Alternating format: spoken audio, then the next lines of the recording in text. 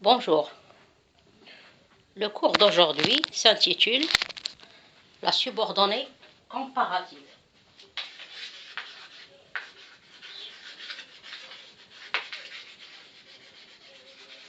Comparative.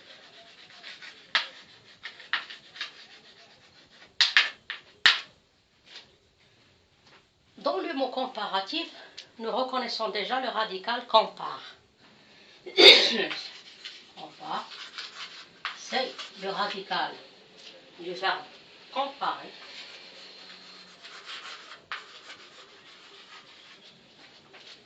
Qui signifie faire une comparaison. Une comparaison. Et c'est quoi une comparaison?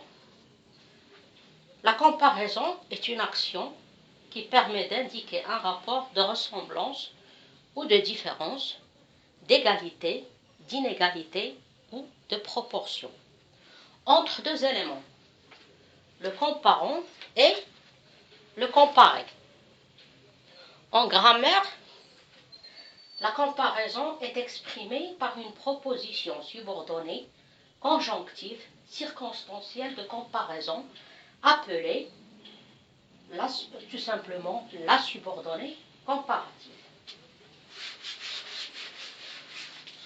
Donc, d'après tout ce qu'on vient de dire, la subordonnée comparative est une proposition qui établit un rapport de ressemblance, de différence, en qualité ou en quantité, avec le fait de la proposition principale dont elle dépend. Elle exprime aussi un rapport d'égalité ou d'inégalité ou de proportion. La subordonnée comparative est introduite par des conjonctions de subordonnées ou des locutions conjonctives, telles que comme, ainsi que,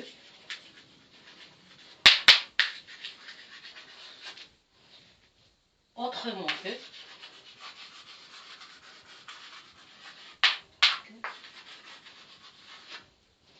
de même que, ainsi de suite. Ce sont les conjonctions, les locutions conjonctives qui introduisent la subordonnée comparative. Donnons un exemple.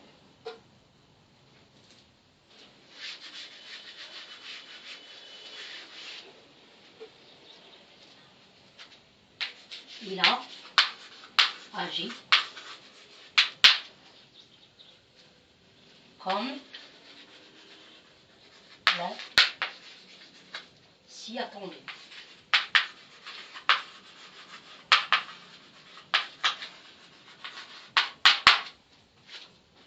D'abord, il a agi. C'est la proposition principale, composée du sujet il, troisième personne du singulier, et a agi, c'est le verbe agir au passé composé. Comme conjonction, l'on s'y attendait, c'est la subordonnée comparative,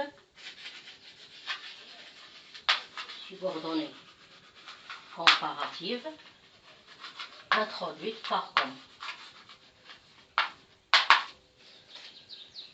Il a agi comme l'on s'y attendait. On constate que les deux verbes sont des verbes de l'indicatif. A agi, c'est le passé composé de l'indicatif. Attendez, c'est l'imparfait de l'indicatif. Autre chose. Et comme ça permet de comparer les choses, c'est-à-dire on constate que son action est telle qu'on a voulu. C'est-à-dire on s'attendait à ce qu'il agisse comme on le veut. Il a agi comme l'on s'y attendait. On décrit la façon dont il a agi, qu'elle est bien.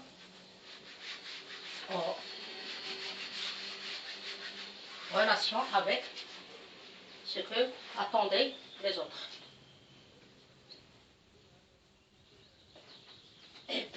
Elle pense sur ce sujet. Elle pense sur ce sujet tout autrement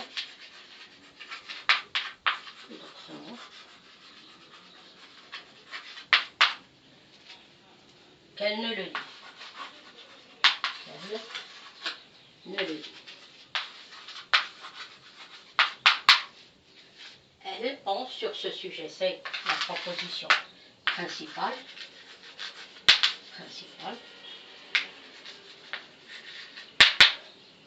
Tout autrement, elle ne le dit, c'est la subordonnée comparative, introduite par tout autrement que. On constate que il y a l'idée de différence. Là, la conjonction, tout autrement que, permet de savoir qu'il y a une différence entre ce qu'elle pense et ce qu'elle dit. Les verbes, c'est toujours l'indicatif. Pense, c'est le verbe penser au présent. Dit, c'est le verbe dire au présent.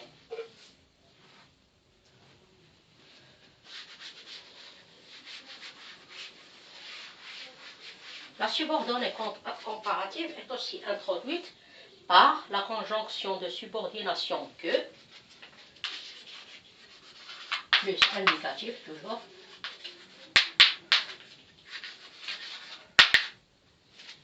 mais qui indique l'égalité ou autre en utilisant un comparatif dans la proposition principale. C'est-à-dire, on a déjà un comparatif dans la phrase principale, tel que aussi, autant. Il y a plusieurs adverbes qu'on ajoute à que pour avoir le sens de comparaison. Autant, autre, même, moins, plus, plutôt,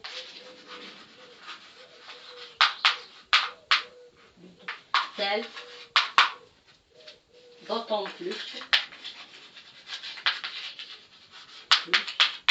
d'autant moins aussi, moins, etc. Donc, pour exprimer la comparaison, il suffit d'ajouter la conjonction de subordination que, additionnée par l'un de ces adverbes. On a le choix. Donnons un exemple.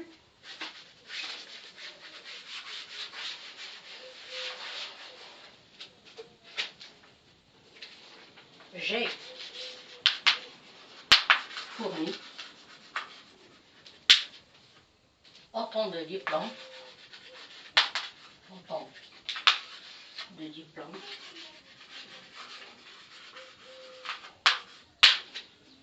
qu'il était possible.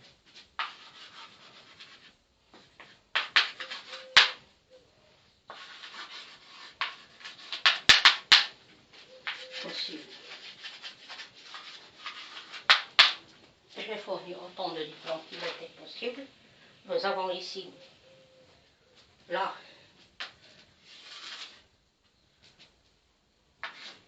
principale, la proposition principale. Proposition. J'ai fourni autant de diplômes. Proposition principale. Avec le verbe fournir au passé composé. Autant que c'est pour exprimer la comparaison. C'est une locution. C'est une expression. Autant que c'est une expression de comparaison qu'il était possible, qui introduit la subordonnée comparative. Comparative. La subordonnée comparative, il était possible. Autant indique et exprime bien sûr l'égalité entre deux éléments. J'ai fourni autant de diplômes, c'est-à-dire ma possibilité est égale, si on peut dire, au fait de fournir des diplômes. C'est-à-dire, j'ai fourni des diplômes selon mes possibilités.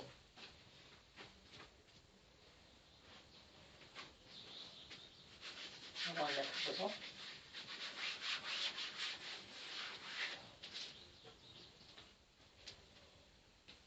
Elle travaille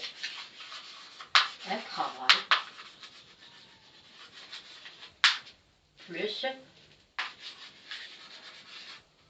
qu'on ne l'imagine.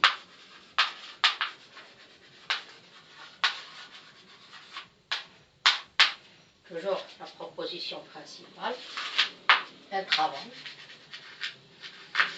Proposition principale avec l'indicatif. Nous avons le verbe travailler en présent. Elle travaille plus qu'on ne l'imagine. Quand on ne l'imagine, c'est la subordonnée comparative introduite par plus que. Nous avons l'adverbe plus qui est synonyme de qui exprime la supériorité, que c'est la conjonction qui permet avec plus d'exprimer d'introduire la subordonnée comparative. Son travail, il est supérieur à celui que l'on croyait ou que l'on imaginait. Plus que donne la comparaison de supériorité.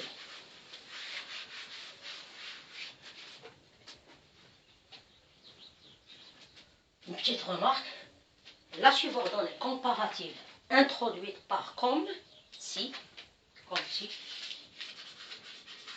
ou par même que si,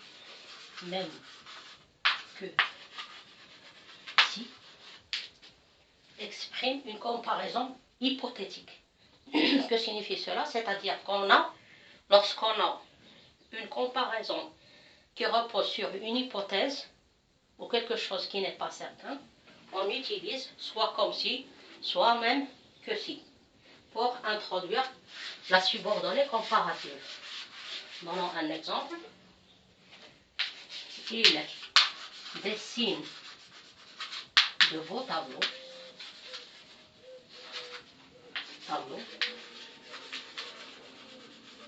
comme s'il était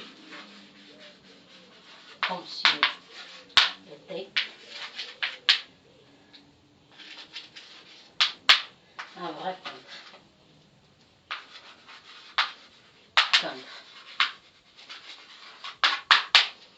Il dessine de beaux tableaux comme s'il était un vrai peintre. Nous avons il dessine de beaux tableaux, c'est la proposition principale, composée du sujet et troisième personne du singulier. Dessine, c'est le verbe dessiner au présent. De beaux tableaux, complément d'objet indirect.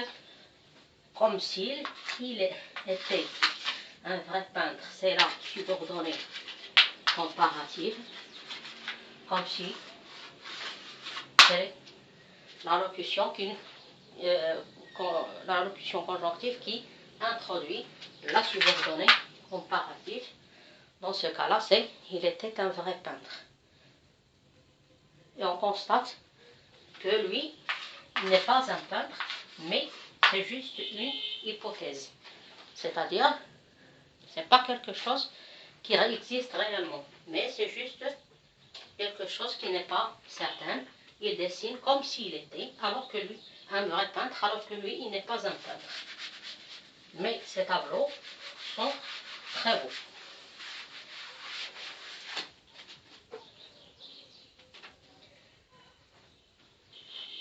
La subordonnée comparative, on a constaté depuis tout à l'heure que toujours dans cette subordonnée, le verbe peut être à l'indicatif. Ça peut être le présent, l'imparfait, le plus que parfait, le passé composé, etc. Mais il y a des cas où on a le verbe au conditionnel, si la comparaison est hypothétique. C'est-à-dire, il y a des cas particuliers, par exemple, il travaille autant que le ferait, autant que son père le ferait. Il travaille autant que son père le ferait. Il travaille, c'est la proposition principale.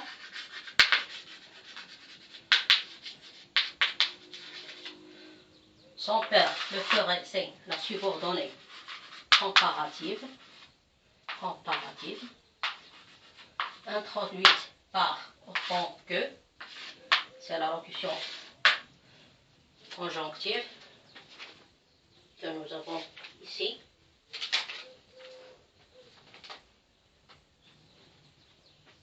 Donc, qu'est-ce qu'on constate? Que le verbe faire dans la subordonnée comparative est conditionnel.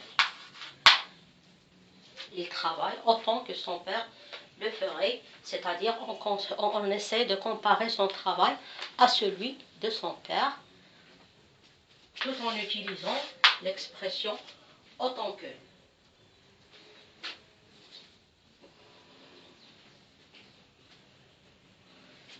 Il y a des cas aussi particuliers où le verbe de la subordonnée comparative est au subjonctif. Mais c'est juste après autant que et pour autant que. Pour autant que, lorsque la subordonnée comparative n'est pas hypothétique. Pour autant que.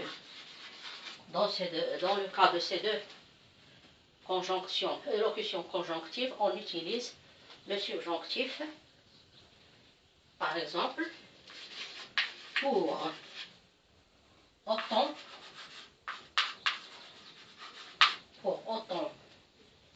qu'elle m'en souvienne,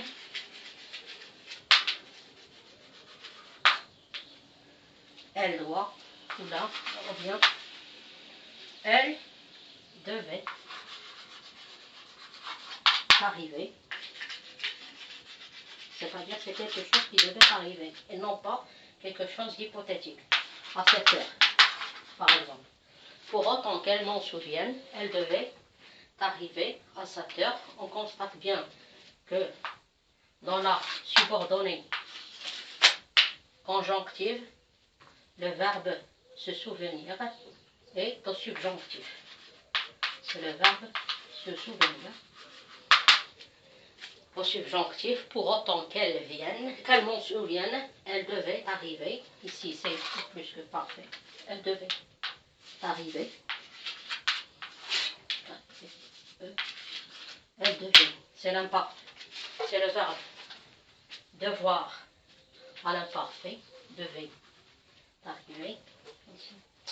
Devait. C'est le verbe devoir à l'imparfait. Elle devait arriver à cette heure. C'est la proposition principale. Le verbe est conjugué à l'imparfait. Elle devait arriver à cette heure. Mais par contre, dans la subordonnée comparative, il est au subjonctif, puisqu'on a utilisé l'expression pour autant qu'elle. C'est tout pour la subordonnée comparative. J'espère que tout a été clair. À la prochaine.